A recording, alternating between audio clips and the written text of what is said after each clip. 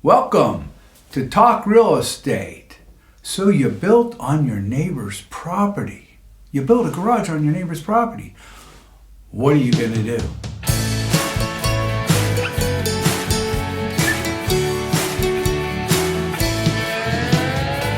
He had a dream about a better world where real estate was taught everywhere. Wise people making wise decisions. Knowledge makes the deal a lot more fair. Mr. Rodeo, untaught real estate. There's no need to be afraid. Whether buying or selling with a little knowledge, a fair deal can be made. So you built on your neighbor's property, and what should you do? Well, before we go there, let's think about what you should have done. Well, have you ever heard of a thing called a spot survey? Everybody's heard of what a survey is, but what is a spot survey? A spot survey actually locates your home or your building on the property within the guidelines and the lines of your property lines.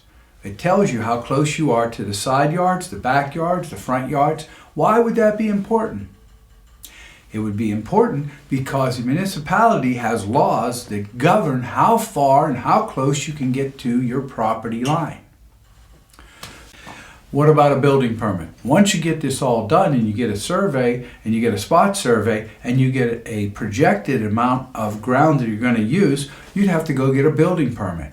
Wouldn't some of these things have avoided you building on somebody else's property? Yes, it would. Okay, so you did build on somebody else's property, and it's too late. Maybe it was done 50 years ago or 30 years ago. Well, everybody says, well, then it's been there so long, I can just take that property. Well, it's not so easy. Sometimes you can seek adverse possession, but there's some ingredients that go with that.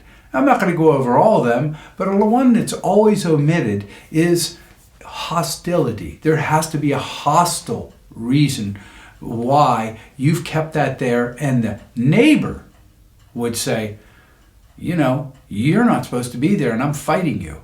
If he says, hey, don't worry about it, you've been there for so long, hey, it's okay, you keep on enjoying it, that does not qualify you for adverse possession. But you could seek legal advice with regard to that. I happen to have a case like that, where there was actually a septic system was used by both parties.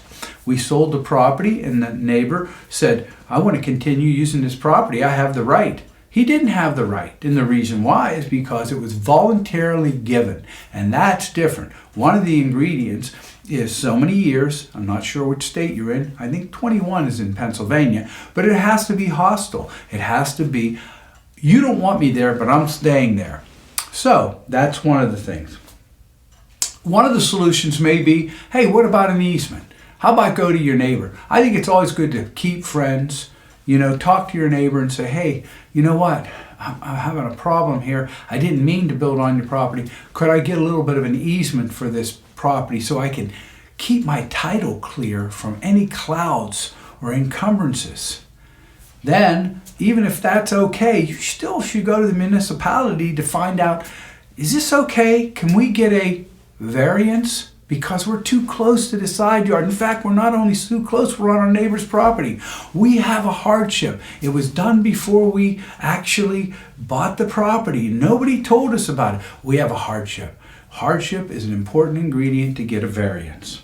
So, if you can't do that, you might have to go to a small subdivision.